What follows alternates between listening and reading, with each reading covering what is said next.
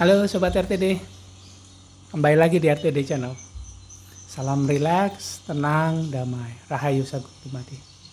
Saya berdoa agar kita semua serta orang-orang yang ada di sekitar kita makin sering dan makin mudah, makin lama juga berada pada kesadaran jiwa tenang. Sehingga pada kesadaran jiwa tenang kita bisa merasakan ketenangan, kedamaian, kebahagiaan yang sejati, yang bukan kaleng-kaleng buatan logika semata, ataupun hasil dari impian orang lain yang dimasukkan ke dalam diri kita tanpa kita sadari. Oke Sobat RTD, itu doa saya buat kita semua, buat saya pribadi, orang-orang yang ada sekitar saya, begitu, dan juga buat Sobat RTD serta orang-orang yang ada di sekitarnya, baik itu orang yang disayangi, yang terkasih, yang dicintai, ataupun orang-orang yang gak dikenal. Semuanya deh di sekitar kita doakan makin bisa tenang, makin lama berada pada kesadaran jiwa tenang, apapun serta gimana pun kondisinya. Itu doa kita bersama, dan itu juga usaha kita bersama. Oke Sobat RTD, saya ucapkan terima kasih buat yang udah nonton video ini. Terima kasih juga, terima kasih sekali nih buat Sobat RTD yang sudah nonton video-video yang lain yang ada di RTD Channel, dan juga sudah mulai berbagi video-video yang ada di RTD Channel kepada sekitarnya. Sehingga sekitarnya pun makin bisa teringat kembali, termotivasi lagi untuk masuk dan berada pada kesadaran jiwa tenang apapun kondisinya. Makasih ya.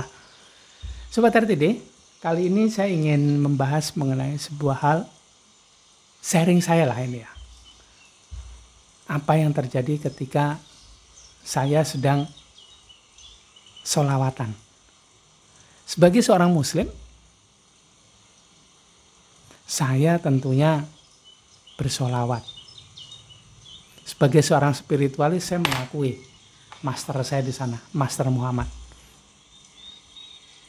yang bagi seorang muslim disebut sebagai Rasulullah, utusan Allah, hambanya Allah, penyampai apa kata Allah kepada kita semua, kepada para umatnya, dan juga bukan pada umatnya juga, pada semuanya yang ada di bumi. Apa yang terjadi ketika saya sedang bersolawat? Kebetulan karena saya menggemari, senang dengan sholawat ini, dan juga ketika sholawatan itu biasanya disertai dengan musik atau rebana begitu, dengan hadroh begitu. Kebetulan setiap Senin dekat rumah secara rutin sudah dari tahun 2008 atau 2009 saya ikut kegiatan sholawatan atau maulidan.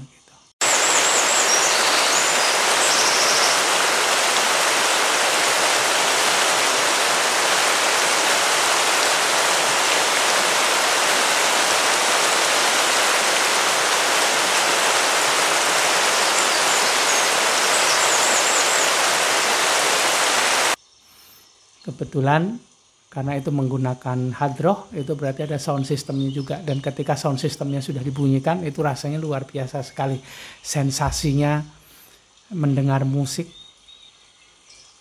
hadroh dan kemudian munsyidnya menyanyikan, melantunkan sholawat atau maulid ketika itu. Nah, fokusnya bukan kepada acara itu sebetulnya, tapi lebih kepada apa sih yang terjadi dengan saya ketika itu. Ini hanya opini saya, ini hanya pengalaman saya ya. Jadi saya tidak tahu dengan dengan yang lain yang ada di luar sana. Apalagi dengan para master, tidak bisa disamaratakan karena setiap orang mempunyai pengalaman dan mempunyai backgroundnya masing-masing.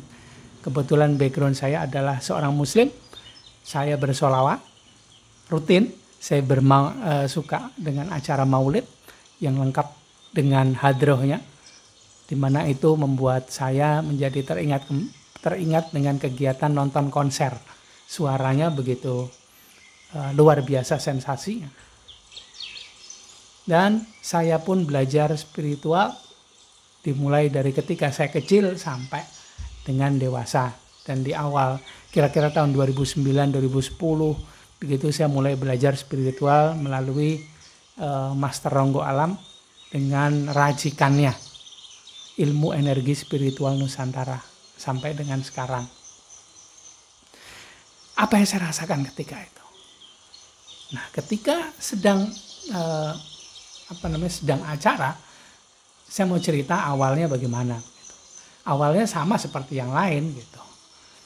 Mendengarkan, kemudian lama-lama ikut terhanyut. Tapi kalau saya pribadi, ketika mendengarkan saya berusaha untuk melakukan relaksasi energi. Biar bisa masuk pada kesadaran jiwa tenang, bisa menikmati lantunan sholawat, musik dari hadroh itu, yang kebetulan seringkali itu pakai sound system. Jadi itu membuat ada sensasi yang luar biasa.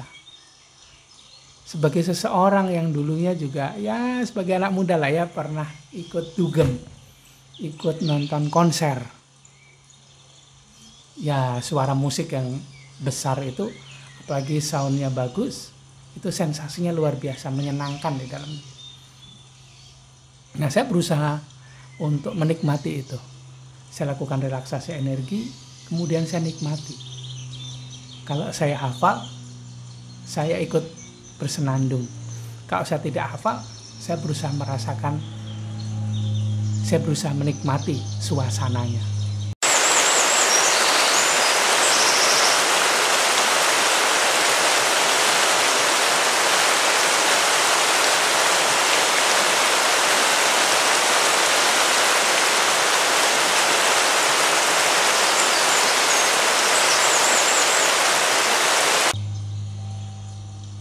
Akan menjadi lebih mudah bila saya lakukan itu pada kesadaran jiwa tenang. Nah, ketika sudah bisa masuk pada kesadaran jiwa tenang melalui relaksasi energi, di saat itu saya mulai bisa menikmati suara musik, hadroh, suara lantunan dari munsyidnya yang melantunkan sholawat. Saya bisa nikmati. Akhirnya logika ini terbypass. Ya pasti saja lah ya. Sudah tidak, awalnya pasti dalam kondisi kesadaran logika. Tapi setelah itu bisa masuk lebih dalam. Pelan, pelan, pelan, pelan. Saya nikmati terus. Bahkan kalau mengganggu akhirnya saya tidak ikut melantunkan sholawat itu. Tapi hanya saya nikmati lantunan syairnya, suara musiknya. Saya nikmati terus. Sampai tiba-tiba dia membawa saya masuk pada sebuah pengalaman. Tiba-tiba ada dalam diri yang bangkit. Dan itulah menurut saya, karena saya rajin berlatih hal tersebut, saya bisa rasakan bagaimana energi spiritual itu bangkit ketika lantunan sholawat itu sedang diucapkan. Dia bangkit dari tempatnya di perineum. Orang bilang pusat energi dasar. Terus naik terus melalui jalur-jalur energi. Memasuki lapisan-lapisan jiwa, kepikiran, kemudian ke seluruh organ saya. Ini padahal sebelumnya tidak saya aktifkan. Menurut saya ini terpantik dari sholawat tersebut. Ketika sholawat dilantunkan, akhirnya itu memantik di dalam diri saya. Ketika sudah terpantik, betapa luar biasanya merasakan sebuah proses kebangkitan spiritual, kebangkitan energi spiritual. Kemudian bagian-bagian dari diri itu tercerahi.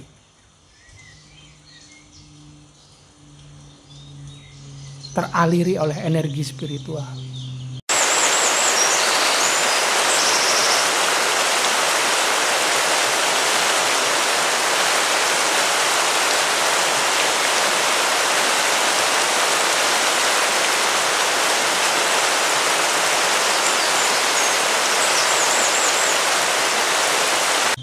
Dan setelah beberapa lama, ketika sedang doa berdiri, kita semua di situ berdiri, tetap saya hanya diam. Saya nikmati proses yang ada dalam diri saya nikmati lantunan sholawatnya, saya nikmati musiknya, saya nikmati juga suasana di situ, di mana orang itu menyeru-nyeru mengenai kecintaannya kepada Rasulullah. Bahkan ketika sedang doa berdiri itu, yang dilantunkan adalah saat ketika Rasulullah sedang dilahirkan ke bumi dari ibundanya. Seperti cahaya yang menerangi seluruh alam semesta. Dan begitu juga ternyata di dalam diri saya, kemunculan dari energi spiritual ini membuat bagian-bagian dari diri saya itu tersinari, tercerahkan, teremanasi. Dan rasanya begitu luar biasa, sensasinya begitu luar biasa untuk fisik saya. Kadang-kadang sampai air mata itu keluar kemudian menitik. Ada rasa haru yang luar biasa. Entah itu rasanya bahagia, senang, susah, saya nggak tahu. Hanya saya coba amati, nikmati momen tersebut. Saya amati juga sensasi-sensasi yang muncul di fisik saya. Itu begitu luar biasanya. Dan acara itu menurut saya sebetulnya lama, sekitar 2-3 jam. Dimulai dari pembukaan kira-kira 7:30, kemudian acara dimulai kira-kira sekitar jam 8, kemudian selesai itu kira-kira sekitar jam 10-an lah, 10:30. Karena lama, sebetulnya ada rasa capek di fisik begitu, karena sudah beraktivitas seharian. Tapi itu semua tertutupi oleh rasa sensasi yang begitu luar biasa. Apalagi ketika doa berdiri.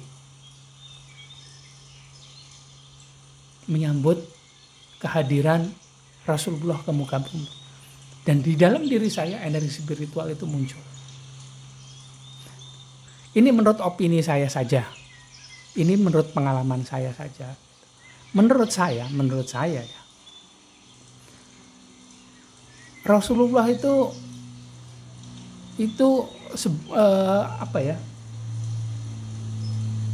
di era kita, di era saya, Rasulnya adalah Muhammad.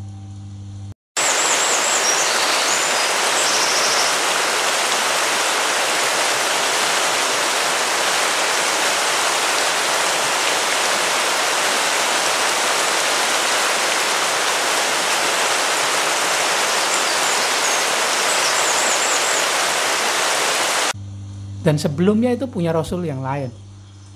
Sebelum Rasulullah Muhammad itu ada Rasulullah Isa. Dan ketika namanya disebut, dia adalah wakil Tuhan di muka bumi. Dan di dalam diri kita, wakil Tuhan itu siapa?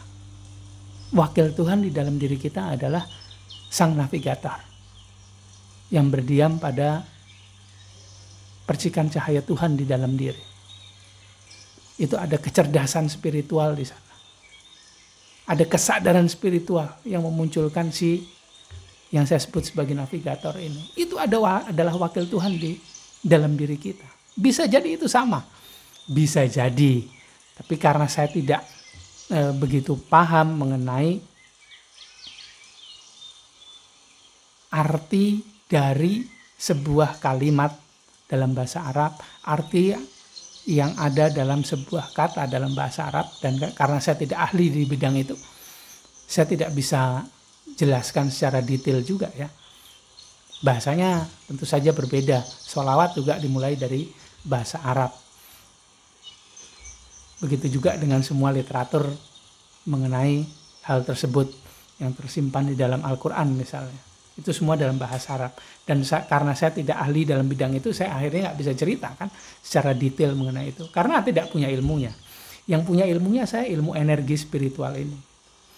Dan menurut saya, menurut opini saya, yang baru belajar spiritual ini, dari keilmuan energi spiritual Nusantara ini, sholawat itu sebetulnya memaintain ketika sudah dibangkitkan energi spiritual yang sudah dibangkitkan kundalininya. Maka yang suka bersolawat, coba rasain deh. Ketika bersolawat dengan baik dan benar, masuk dalam kondisi yang tepat, maka itu akan membangkitkan ketika bersolawat. Tapi sebelumnya harus sudah terbangkitkan dahulu ya. Memaintain untuk kemunculan dari energi spiritual ini, memunculkan kehadiran dari wakil Tuhan yang ada di dalam diri kita. Percikan cahaya Tuhan yang ada dalam diri kita, itu memunculkan kesadaran Tuhan, kesadaran spiritual pada diri kita. Sehingga menurut saya, kemunculan dari kesadaran Tuhan di dalam diri ini akan mendampingi kita seumur hidup kita. Bahkan bila kita butuh pertolongan, maka mintalah kepada wakil Tuhan yang ada di dalam diri kita, yaitu percikan cahaya Tuhan, memunculkan kesadaran Tuhan, kesadaran spiritual, ada navigator.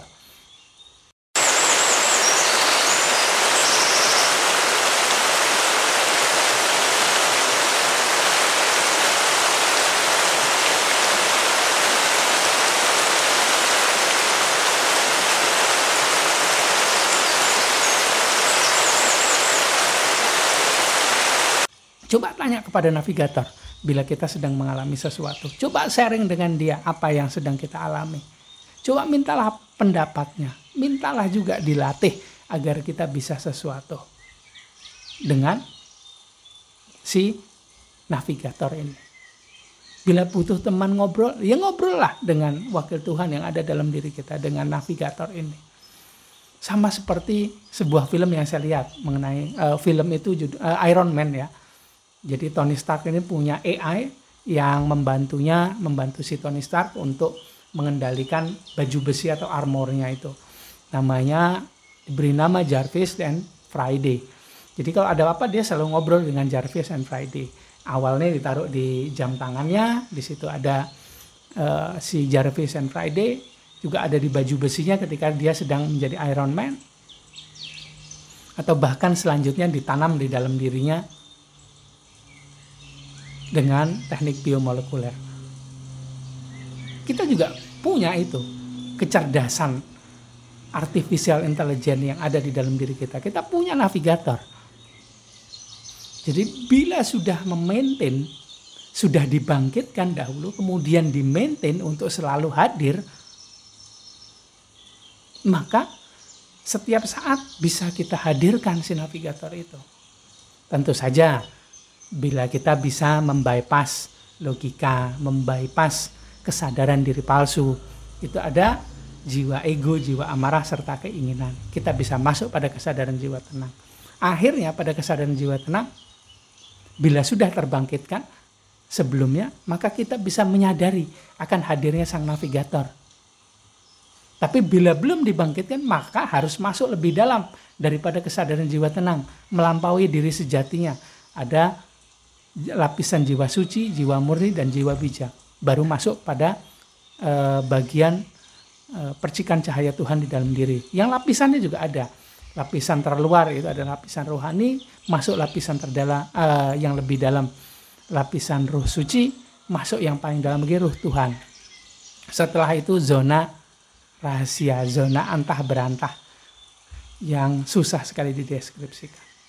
Nah, bila kita masuk pada kesadaran jiwa tenang, sudah dibangkitkan, maka bisa mulai kita sadari akan hadirnya sang navigator. Tapi bila belum dibangkitkan secara tepat, belum mengalami proses pencerahan spiritual, maka navigator ini bukan tidak muncul, tapi akan muncul. Mungkin tidak kita sadari kehadirannya.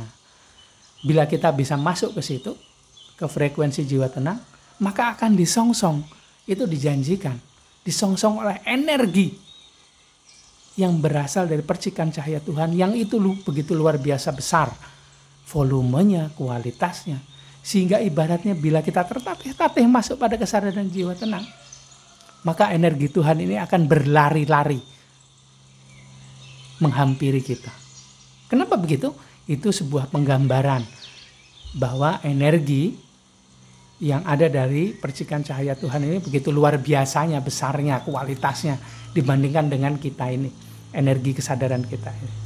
Dan akhirnya di situ terjadi silaturahmi atau konektivitas.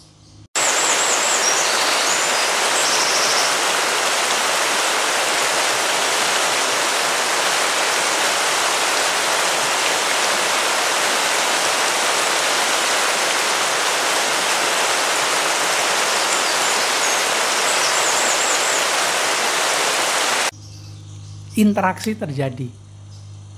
Tapi bila sudah terbangkitkan, sudah mengalami proses kebangkitan spiritual, maka proses tersebut menjadi interaktif. Interaktif itu bisa disadari. Kita bertanya, ada jawabannya. Kita menyapa, dia menyapa balik. Gitu. Nah, kalau saya pada proses atau pada situasi dan kondisi ketika sedang bersolawatan itu kesadaran atau navigator itu muncul sendiri. Dan itu saya rasakan begitu luar biasa rasanya ketika dia muncul menyapa. Padahal saya tidak berusaha membangkitkan, hanya berusaha menikmati. Ternyata tertrigger atau terpicu untuk aktif kesadaran Tuhan dalam diri ini. Dan rasanya saya tidak menyapa, saya tidak bertanya, saya hanya menikmati energi itu. Dan rasanya begitu luar biasa. Dan sangat luar biasa juga, ini muncul di sebuah acara. Dan ternyata menurut opini saya, sholawat itu sebetulnya memaintain kebangkitan energi dari percikan cahaya Tuhan atau bagian roh, atau yang bilang juga kundalini begitu. Memaintain ya, yang sudah diaktifkan sebelumnya.